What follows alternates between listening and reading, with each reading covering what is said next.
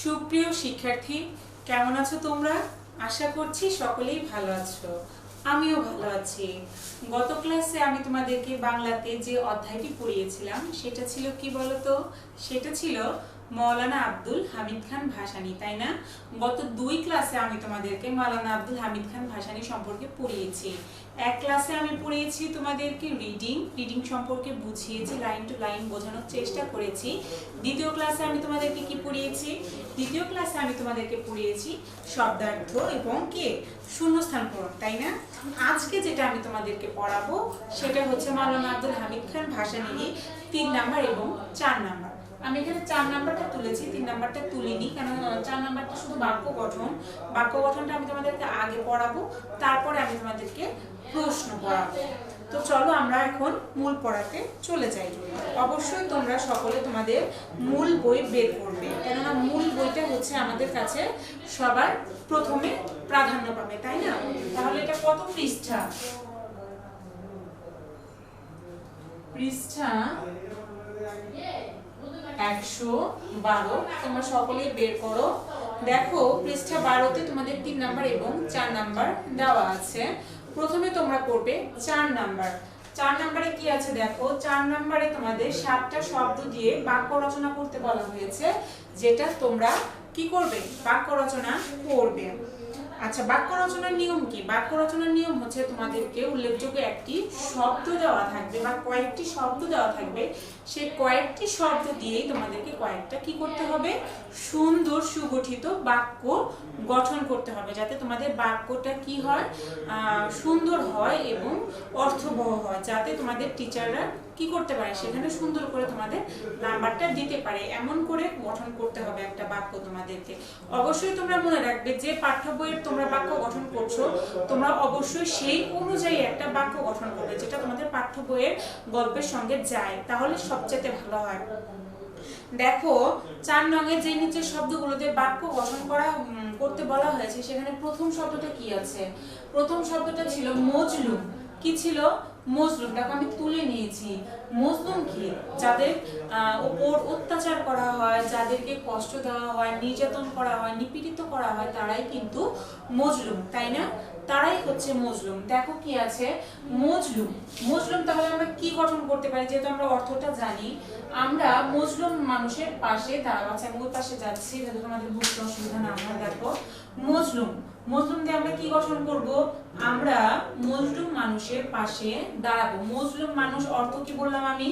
যাদের উপর অত্যাচার করা হয়, নিপীড়িত করা হয়, নির্যাতন করা হয়, তাদেরকে বলা হয় মজলুম। তাহলে আমরা কাদের পাশে দাঁড়াবো? আমরা মজলুম মানুষের পাশে দাঁড়াবো। দেখো তারপর কি দেওয়া আছে? কারারুদ্ধ। কি দেওয়া আছে? কারারুদ্ধ। কারারুদ্ধ কি? জেলে আটক। পুলিশরা যে ধরে, আসামিদের ধরে, বা যে কোনো আছে না, নির্দোষ মানুষদের অনেক সময় ধরে, কিন্তু তাদেরকে কোথায় রাখা হয়? তাদেরকে জেলে, মানে কারাদণ্ড দেওয়া হয়, জেলের ভেতর রাখা হয়।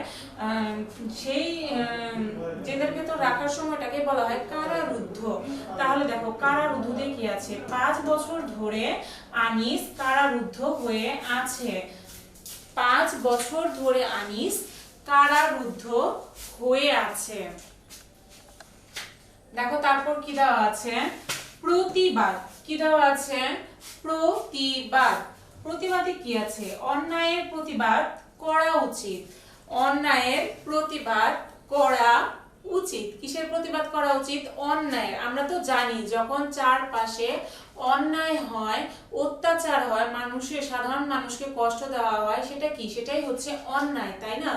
সেই অন্যায়ের বিরুদ্ধে কি করতে হবে? সেই অন্যায়ের বিরুদ্ধে আমাদেরকে প্রতিবাদ করতে হবে, সাধারণ মানুষের পাশে দাঁড়াতে হবে, সেটাই হচ্ছে প্রতিবাদ। তাহলে কি? প্রতিবাদ, অন্যায়ের বিরুদ্ধে প্রতিবাদ করা উচিত বা অন্যায়ের প্রতিবাদ করা উচিত। তাহলে আমরা প্রতিবাদ কি শিখলাম? প্রতিবাদ অর্থ হচ্ছে কোনো দুর্নীতি বা কোনো অন্যায় বা পাপ কাজে প্রতিবাদ করা, তার বিরুদ্ধে রুখে দাঁড়ানো, সেটাই হচ্ছে কি? প্রতিবাদ, তাই না? তাহলে প্রতিবাদ দিয়ে কি পড়লাম আমরা? অন্যায়ের প্রতিবাদ করা উচিত। অন্যায়ের প্রতিবাদ করা উচিত। তারপর দেখো কি আছে? অনাড়ম্বর। অনাড়ম্বর। অনাড়ম্বর কি? দেখো তিনি অনাড়ম্বর জীবন যাপন করছেন। তিনি অনাড়ম্বর জীবন যাপন করছেন। অনাড়ম্বরটা মূলত কি, যার জীবনে কোনো আড়ম্বর নেই, মানে শৌখিনতা বিলাসিতা এই সমস্ত তিনি বর্জন করেন, নিতান্তই সাধারণভাবে তিনি জীবনযাপন করেন, বা যে কোনো মানুষ জীবনযাপন অতি সাধারণভাবে যদি করে থাকে সেটাই হচ্ছে অনাড়ম্বর। তাহলে অনাড়ম্বর দিয়ে আমরা দেখো কি বাক্য গঠন করেছি, তিনি অনাড়ম্বর জীবন যাপন করছে, তিনি অনাড়ম্বর জীবন যাপন করছে। তারপর কি আছে, মোহ। মোহটা কি দেখো, মোহ আমি প্রথম দিন যে শব্দের অর্থ পড়িয়েছিলাম বা রিডিং পড়িয়েছিলাম সেখানে তোমাদেরকে মোহ সম্পর্কে বলেছিলাম, মোহ হচ্ছে কোনো জিনিসের প্রতি আসক্ত থাকা, কোনো জিনিসের প্রতি আসক্ত বা লোভ, সেটাই হচ্ছে মোহ। কোনো কিছু মনে সুপ্ত বাসনা যে না আমার ওটা পেতে হবে, ওটা আমার চাই, এই ধরনের কিছু মানসিক চিন্তা ভাবনাকে কি বলা হয়, মোহ বলা হয়। তাহলে দেখো কি আছে, মোহ। মোহ হচ্ছে সম্পত্তির মোহে মানুষের চরিত্র নষ্ট করে। দেখো মোহতে কি আছে, সম্পত্তির মোহ মানুষের চরিত্র নষ্ট করে। দেখো যখন মানুষের মনে লোভ লালসা সৃষ্টি হয়, সম্পত্তি পাওয়ার ইচ্ছা হয়, তখন কিন্তু মানুষের যে স্বাভাবিক চরিত্রটা তার মধ্যে কিন্তু কি হয়, প্রভাব ফেলে এই মোহ। মানুষের সত্য কথা বলার, সৎ পথে চলার প্রবণতাটা নষ্ট করে দেয়। সেটাই হচ্ছে এখানে বলা হয়েছে যে মোহ মানে কোনো কিছু লোভ লালসা, এটা দিয়ে বাক্য গঠন করা হয়েছে, সম্পত্তির মোহ মানুষের চরিত্র নষ্ট করে। দেখো কি আছে, আত্মসমর্পণ। আত্মসমর্পণ কি, নিজের থেকে ধরা দেওয়া বা নিজে থেকে কি আত্মসমর্পণ করা, সেটাই হচ্ছে এখানে বলা হয়েছে আত্মসমর্পণ। আত্ম অর্থ কি, আত্ম অর্থ নিজের কথা বলা হয় না, আত্ম মানে নিজের, আর সমর্পণ কি ধরা দেওয়া। তাহলে আত্মসমর্পণ দিয়ে কি বাক্য আছে দেখো, 1971 সালের 16 ডিসেম্বর পাক বাহিনী আত্মসমর্পণ করে। 1971 সালের 16 ডিসেম্বর পাক বাহিনী আত্মসমর্পণ করে। আমরা সকলেই জানি আমাদের দেশে যে মুক্তিযুদ্ধ হয়েছিল দীর্ঘ 9 মাস ধরে, তাই না, দীর্ঘ 9 মাস ধরে যে মুক্তিযুদ্ধ হয়েছিল, সেই মুক্তিযুদ্ধ হওয়ার পরে 9 মাস পরে 1971 সালের 16 ডিসেম্বর কি পাক বাহিনী বা পাকিস্তানি সেনাবাহিনী কি করেছিল, আমাদের দেশের জনগণ বা বাহিনীর কাছে কি করেছিল, সরকারের কাছে আত্মসমর্পণ করেছিল, নিজেদের থেকে কি ধরা দিয়েছিল, তাই না, সেটাই হচ্ছে আত্মসমর্পণ। এখানে ওই পরিপ্রেক্ষিতে একটা বাক্য দেওয়া আছে যে 1971 সালের 16 ডিসেম্বর পাক বাহিনী আত্মসমর্পণ করে। নিপীড়িত। নিপীড়িত অর্থ কি, মানে আচ্ছা আমরা আগে বাক্যটা পড়ি। নিপীড়িত মানুষের জন্য আমার মন কাঁদে। দেখো আমরা এখানে মজলুম পড়েছি না, মজলুমেরই কিন্তু একটা সমার্থক শব্দ হিসেবে ধরা যায় নিপীড়িত, যাদের উপর নিপীড়ন করা হয়। নিপীড়ন কি, অত্যাচার, আর নিপীড়িত কি, যাদের উপর অত্যাচার করা হয় তারাই হচ্ছে নিপীড়িত। নিপীড়িত মানুষের জন্য আমার কি কাঁদে, নিপীড়িত মানুষের জন্য আমার মন কাঁদে। এটা কিন্তু আমাদের প্রত্যেকেরই হওয়া উচিত। যারা সমাজে কষ্ট পাচ্ছে, দুঃখ পাচ্ছে, যাদের উপর অন্যায় অত্যাচার করা হচ্ছে, অবশ্যই তাদেরকে দেখে আমাদের কষ্ট পাওয়া উচিত, তাহলে আমরা সঠিক মানবিকতা বোধ প্রকাশ করতে পারবো, তাই না। তাহলে দেখো আমি আরেকবার বলছি অর্থগুলো। মজলুম। মজলুম দিয়ে কি বাক্য রচনা করেছে, আমরা মজলুম মানুষের পাশে দাঁড়াবো, আমরা মজলুম মানুষের পাশে দাঁড়াবো। তারপর কি আছে দেখো, কারারুদ্ধ। কারারুদ্ধ দিয়ে কি আছে, 5 বছর ধরে আনিস কারারুদ্ধ হয়ে আছে। 5 বছর ধরে আনিস কারারুদ্ধ হয়ে আছে। প্রতিবাদে কি আছে দেখো, অন্যায়ের প্রতিবাদ করা উচিত, অন্যায়ের প্রতিবাদ করা উচিত।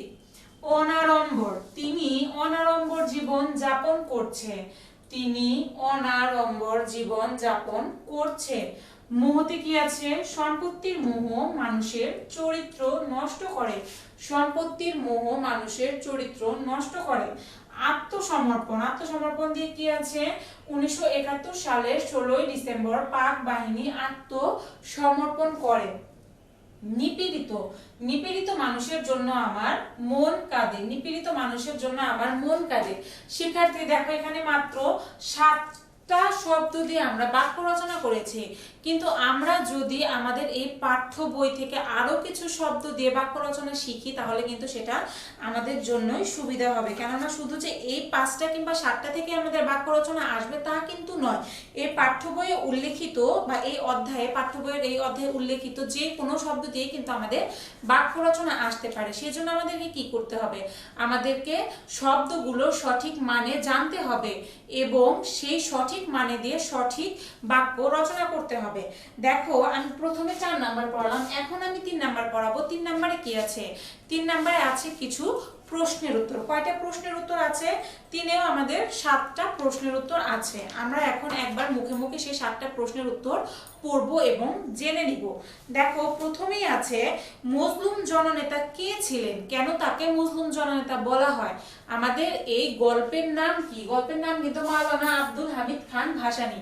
তাহলে দেখো, এই গল্পের নামের মধ্যেই কিন্তু আমাদের উত্তরটা আছে। আমাদের কি প্রশ্নের উত্তরে কি চেয়েছে? মজলুম জননেতা কে ছিলেন? মজলুম জননেতা ছিলেন কে? মাওলানা আব্দুল হামিদ খান ভাসানী। তিনি সাধারণ মানুষের জন্য কি করতেন? অন্যায়ের প্রতিবাদ করতেন, তাদের পাশে দাঁড়াতেন। সেজন্যই কিন্তু কি ছিলেন তিনি? সেজন্য তিনি মজলুম জননেতা ছিলেন। আচ্ছা, তাকে কেন জননেতা বলা হয়? তিনি আমৃত্যু নির্যাতিত, নিপীড়িত তথা মজলুম মানুষের সুখে দুঃখে কাঁধে কাঁধ মিলিয়ে তাদের কথা ভাবতেন। তাই তাকে কি বলা হয়? তাই তাকে মজলুম জননেতা বলা হয়। অবশ্যই আমি আশা করতে পারি যে এই প্রশ্নটা তোমাদের কাছে পরিষ্কার, তাই না? এটা কিন্তু যথেষ্ট সহজ একটি প্রশ্নের উত্তর, শুধু তোমাদের একটু বুঝতে হবে। দেখো, তারপর কি আছে? মৌলানা ভাসানী কোথায় পড়াশোনা করেছেন? মৌলানা ভাসানী কোথায় পড়াশোনা করেছেন? মৌলানা ভাসানী ভারতের দেওবন্দ মাদ্রাসায় পড়াশোনা করেন। ভারতের দেওবন্দ মাদ্রাসায়। ভারতের কোথায়? ভারতের দেওবন্দ মাদ্রাসায়। আচ্ছা, তার আগেও কিন্তু তিনি একটা মাদ্রাসায় পড়াশোনা করতেন, কিন্তু সেটার নাম দেওয়া নেই। যেটার নাম দেওয়া আছে সেটাই আমরা বলবো যে ভারতের দেওবন্দ মাদ্রাসায়। কেন তাকে কাকমারি ছাড়তে হয়েছিল? তোমরা কি জানো কেন তাকে কাকমারি ছাড়তে হয়েছিল? হ্যাঁ, অবশ্যই তোমরা জানো, আমি বলছি। দেখো, তাকে টাঙ্গাইলের কাকমারিতে অবস্থানকালে তিনি জমিদারের অত্যাচার নির্যাতনের বিরুদ্ধে প্রতিবাদ ও সংগ্রাম শুরু করেন। ফলে জমিদারদের বিষ নজরে পড়ে তাকে কাকমারি ছাড়তে হয়। আরেকবার বলছি, দেখো, টাঙ্গাইলের কাকমারিতে অবস্থানকালে তিনি জমিদারদের অত্যাচার নির্যাতনের বিরুদ্ধে কি করতেন? প্রতিবাদ করতেন এবং সাধারণ মানুষের পাশে দাঁড়িয়ে তিনি সংগ্রাম শুরু করেছিলেন। ফলে জমিদারদের বিষ নজরে পড়ে। কাদের বিষ নজরে পড়ে? জমিদারদের বিষ নজরে পড়ে তাকে কাকমারি ছাড়তে হয়। শিক্ষার্থী দেখো, এই উত্তর থেকে কিন্তু তোমাদের কি আসতে পারে? শূন্যস্থান আসতে পারে যে কাদের বিষ নজরে পড়ে তাকে কাকমারি ছাড়তে হয়। কার বিষ নজরে বা কাদের বিষ নজরে পড়ে? জমিদারদের বিষ নজরে পড়ে তাকে কাকমারি ছাড়তে হয়। গতে দেখো, ঘতে কিভাবে তার নাম মাওলানা ভাসানী হলো? আসামের ধুবড়ী জেলার ভাসানচরে। আসামের ধুবড়ী জেলার ভাসানচর, এটা তোমাদের নোট করতে হবে। সবার আগে এই নামটা তোমাদের মুখস্থ রাখতে হবে যে আসামের ধুবড়ী জেলার ভাসানচরে কি তিনি এক বিশাল প্রতিবাদী জনসভাতে কি করেন? জনসাধারণের বা বাঙালি কৃষকদের ওপর অত্যাচারের বিরুদ্ধে প্রতিবাদ জানান বা প্রতিবাদ করে একটি বক্তৃতা দেন, তাই না? এই সমাবেশে সাধারণ কৃষকরা তাকে ভাসানচরের মৌলানা নাম দেয়। ভাসানচরের মৌলানা নাম দেয়। তখন থেকেই তার পরিচয় হয় মৌলানা ভাসানী। দেখো, ভাসানী নামের সঙ্গে ভাসানচরের কতটা মিল।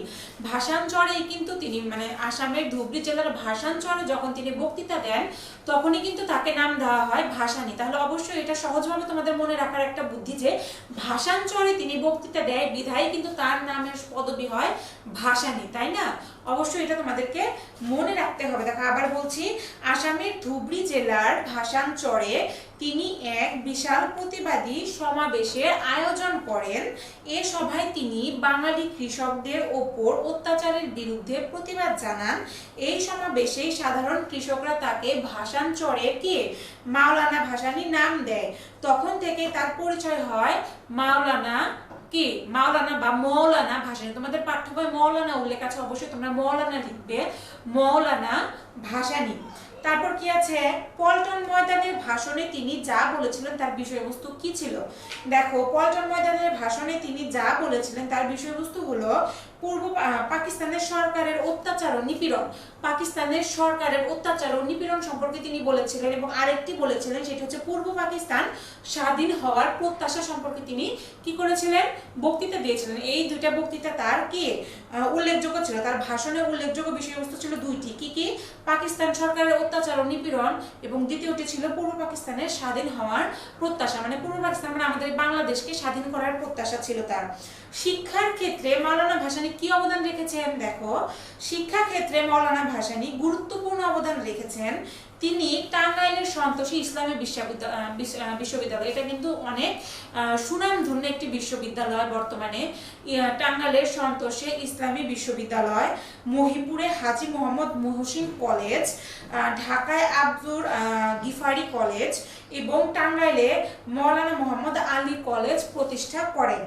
তারপর 6তে দেখো কি আছে, সর্বশেষ প্রশ্ন, মাওলানা ভাসানী জীবন থেকে তুমি কি শিখতে পেরেছো? আমি যদি তোমাকে জিজ্ঞাসা করি যে শিক্ষার্থী বলো তো তুমি যে মাওলানা আব্দুল হামিদ খান ভাসানীর যে গদ্যটা তুমি পড়লে এখান থেকে তুমি শিক্ষণীয় কি পেয়েছো, কি শিখেছো, তাহলে তুমি কি বলবে? দেখো, মাওলানা ভাসানীর জীবন থেকে আমি স্বদেশ প্রেমের অতুজ্জ্বল দিক, প্রগতিশীল মানবহিতৈষী আদর্শ, সত্যনিষ্ঠা ও প্রগতিবাদী চেতনা শিখতে পেরেছি। আরেকবার বলছি শোনো, মাওলানা ভাসানীর জীবন থেকে আমি স্বদেশ এবং প্রেমের অত্যুজ্জ্বল দিক, প্রগতিশীল মানবহিতৈষী আদর্শ, সত্যনিষ্ঠা ও প্রগতিবাদী চেতনা শিখতে পেরেছি। শিক্ষার্থী দেখো, এখানে 7টা প্রশ্ন দেওয়া আছে, যে 7টা প্রশ্ন তোমাদের জন্য যথেষ্ট গুরুত্বপূর্ণ, তাই না? এই 7টা প্রশ্ন কিন্তু তোমাকে এই বই থেকে, পাঠ্য বইয়ের আলোকে তোমাদেরকে উত্তর করতে হবে। সুতরাং অবশ্যই তোমাদেরকে কি করতে হবে, এই পাঠ্য বইয়ের রিডিংটা সুন্দর করে তোমাদেরকে পড়তে হবে। দেখো, আজকে আমি তোমাদের যা পড়ালাম তা দিয়ে অবশ্যই বলা যায় যে মৌলানা আব্দুল হামিদ খান ভাসানী অধ্যায়টা আমাদের কি হয়ে গেল, শেষ হয়ে গেল। এই অধ্যায়ের রিডিংটা এবং তোমাদের যে 5 নম্বর জেনে নেই চিত্তরঞ্জন, দেশবন্ধু চিত্তরঞ্জন, এটা তোমাদেরকে মুখস্থ করতে হবে। এই কবিতাটার মূল ভাব তোমাদেরকে সুন্দর করে মুখস্থ করতে হবে এবং জানতে হবে। তো আশা করছি তোমরা এটা শিখেছো, শিখবে আরো সুন্দর করে। পরবর্তী ক্লাসে আবার নতুন কোনো পড়া নিয়ে তোমাদের সামনে আমি হাজির হব। ততক্ষণ পর্যন্ত তোমরা সকলেই সুন্দর থাকো, ভালো থাকো।